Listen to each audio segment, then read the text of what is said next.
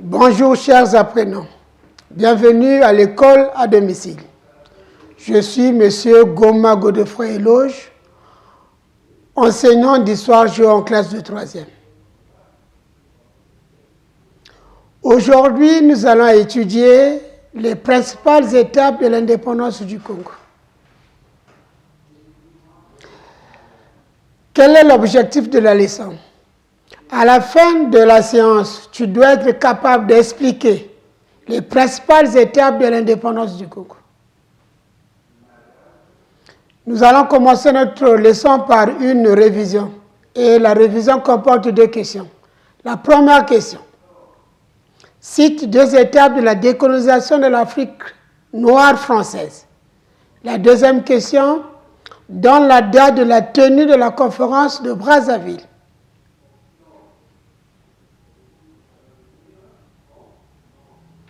Si tu as trouvé, bravo. Si tu n'as pas trouvé, les réponses sont les suivantes. Première réponse.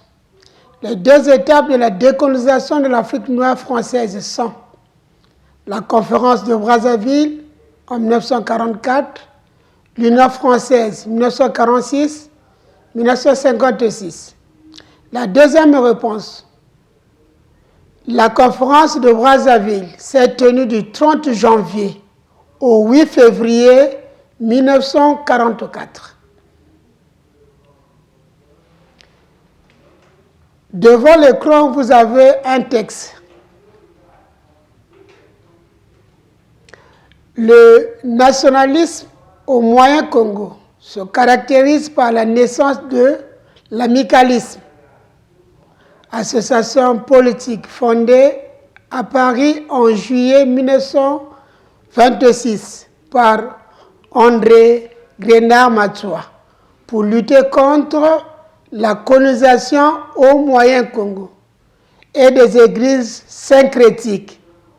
Les principales sont le kimbanguisme fondé en 1921 par Simon Kimbangu et le lassisme fondé en 1953 par Zéphirin Lassi.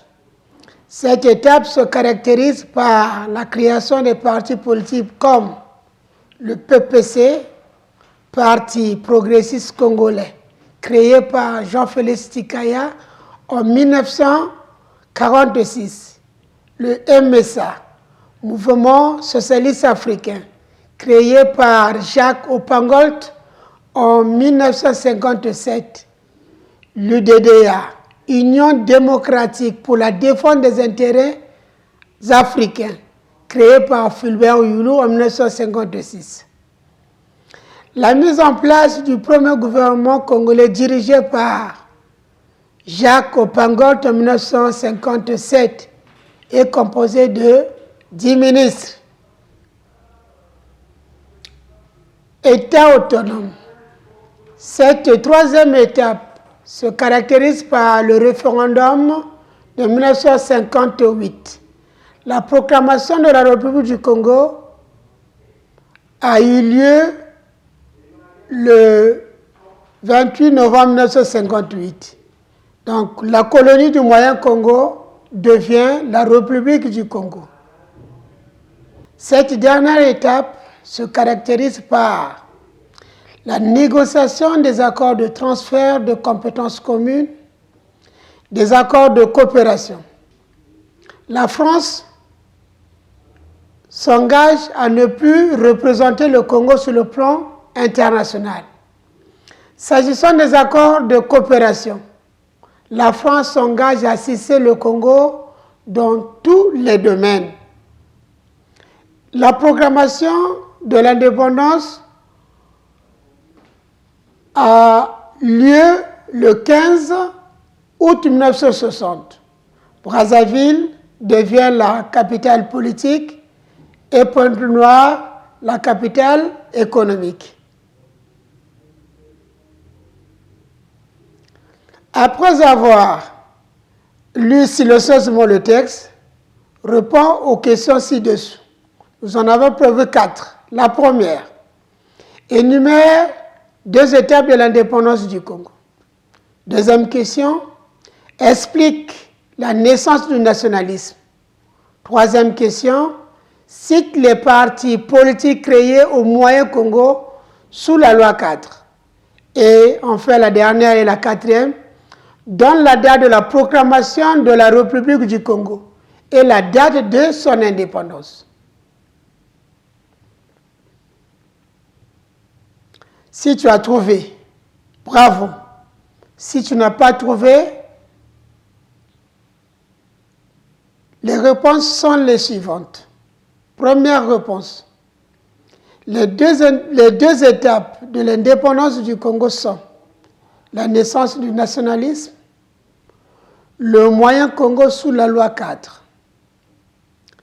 Deuxième réponse. La naissance du nationalisme s'explique par l'amicalisme,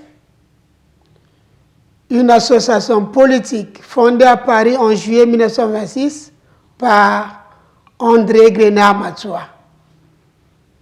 Des églises syncrétiques. Le Kimbanguisme, fondé en 1921 par Simon Kimbangu, et le lassisme, fondé en 1953 par Zéphirin Lassi. Troisième réponse. Les partis politiques créés au Moyen-Congo sous la loi 400. Nous avons le PPC, Parti progressiste congolais, créé par Jean-Félix Tshikaya en 1946. Vous avez le MSA, Mouvement socialiste africain, créé par Jacques Opangolt en 1957.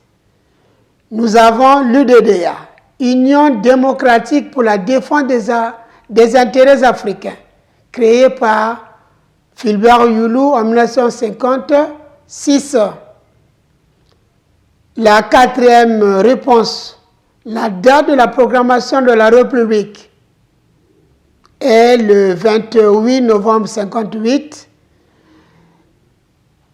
et la date de l'indépendance de la République du Congo, c'est le 15 août 1960.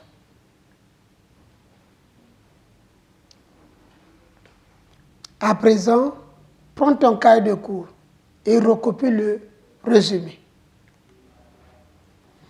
Les principales étapes de l'indépendance du Congo sont la naissance du nationalisme, le moyen Congo sous la loi cadre, le Congo dans la communauté franco-africaine, l'indépendance en 1960.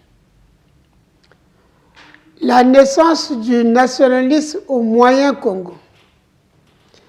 Elle s'est caractérisée par l'amicalisme et les églises syncrétiques. L'amicalisme, c'est une association politique fondée à Paris en juillet 1926 par André Grenard Matsua pour lutter contre la colonisation au moyen Congo. Les églises syncrétiques, les principales sont le Kimbanguisme, fondé en 1921 par Simon Kimbangu, et le lassisme en 1953 par Zéphirin Lassi.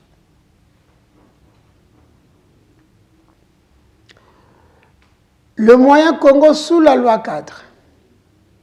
Cette période est caractérisée par la création des partis politiques comme le PPC, Parti progressiste congolais créé par Jean-Félix Tshikaya en 1946. Le MSA, Mouvement socialiste africain, créé par Jacques Opangolt en 1957. L'UDDA, Union démocratique pour la défense des intérêts africains, créé par Fulbert Youlou en 1956. La mise en place du premier gouvernement congolais, dirigé par Jacques Opangolt en 1957, est composé de 10 ministres. Le Congo dans la communauté franco-africaine ou État autonome.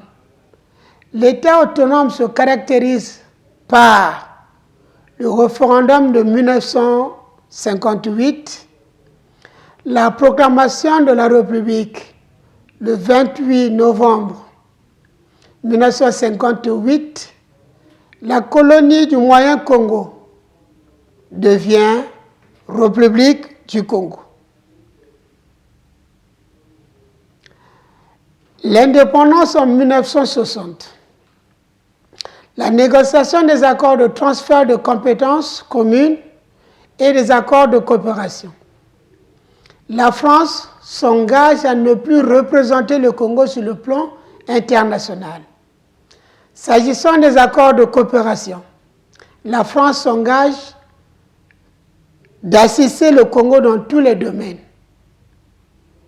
La proclamation de l'indépendance, le 15 août 1960, Brazzaville devient la capitale politique et Pointe-Noire, la capitale économique. Chers apprenants, la leçon portant sur les principales étapes de l'indépendance du Congo est terminée. Au revoir et à bientôt.